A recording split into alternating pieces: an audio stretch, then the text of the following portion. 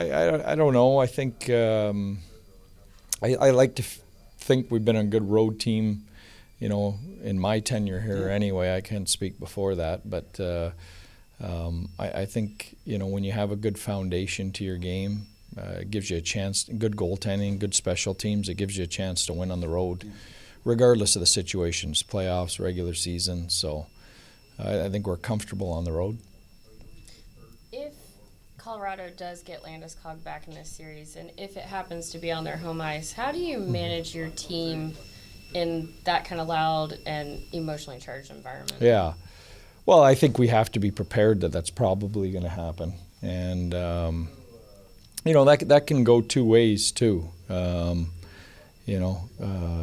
a lot of pressure that comes with that to perform and things like that. So, I've never found those situations to be over cumbersome. I think, for me, you have to manage the initial, the first 10 minutes of any road game like that, especially if he is back in the lineup, it's going to be extra charged. But, if you can get through the first 10 minutes, usually it settles into a normal hockey game.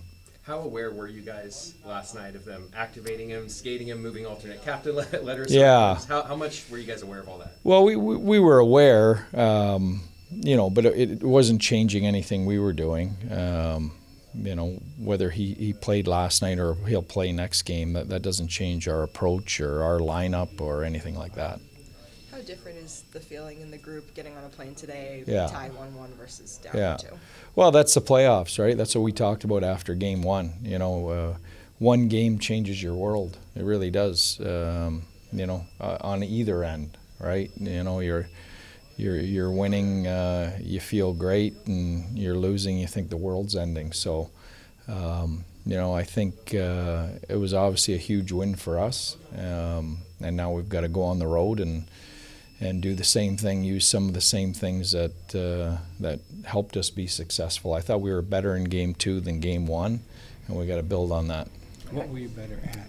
It seems like that was your aggressive win puck battles. I thought we were more direct. I think I talked about that. I thought offensively. I thought defensively both games we've been pretty solid. I think again, keys are staying out of the box. We did a better job of that last night, but still stung us with a power play goal. So but we were much more direct and better offensively. In a series like this, do you anticipate major adjustments from the other side, or major adjustments that you make seeing what Colorado does? Like, what is it? Yeah. What does the coaching staff, I guess, kind of do in a series as it goes along? I don't think there's major adjustments. I think there's minor adjustments. We both have a foundation of how we want to play.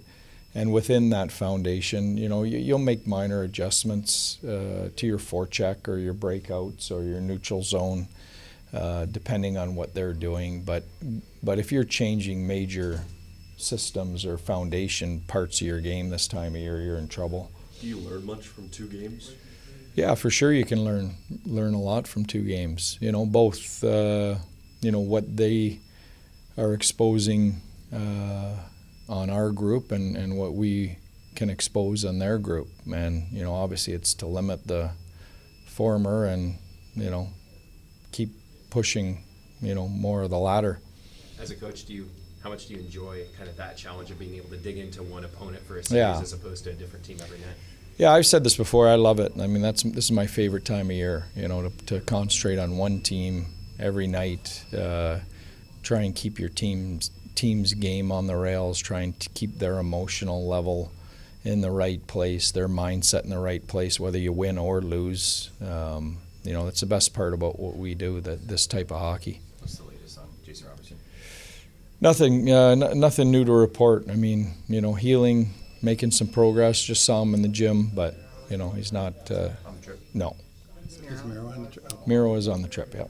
What have you learned in the off ice stuff that we haven't seen, and we've seen some of it? But what can he do, Miro, in the morning skates or practice things, or to get himself in a place where he might be able to return?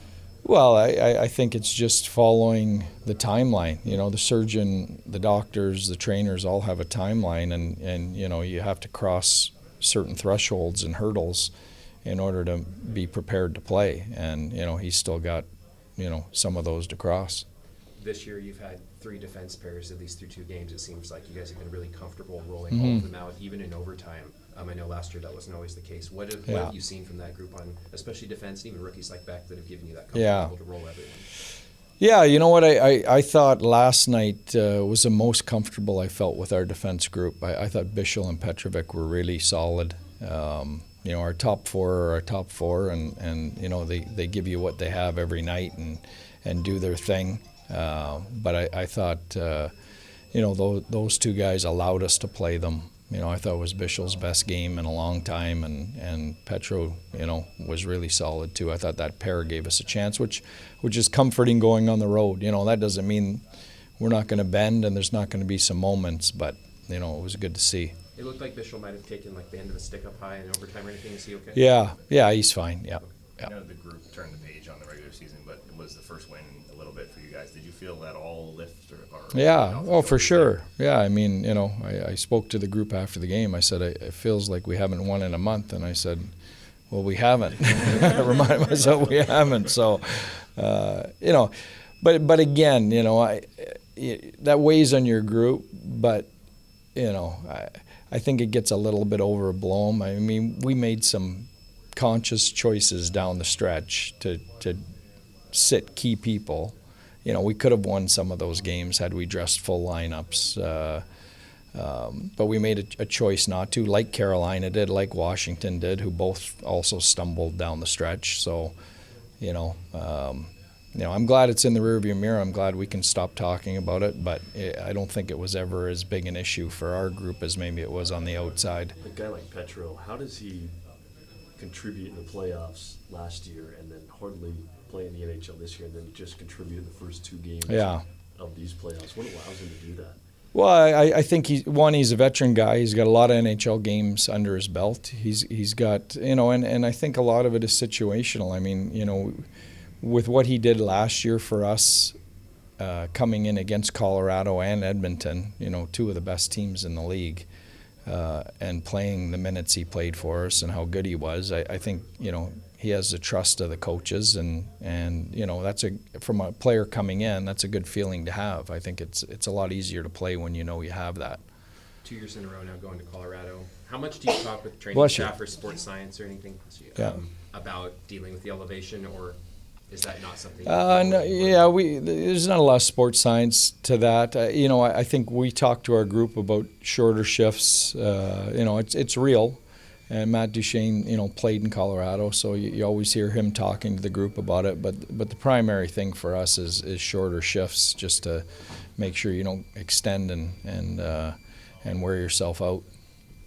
Okay. Thank you, Pete. Thank you. See you there. Thank you.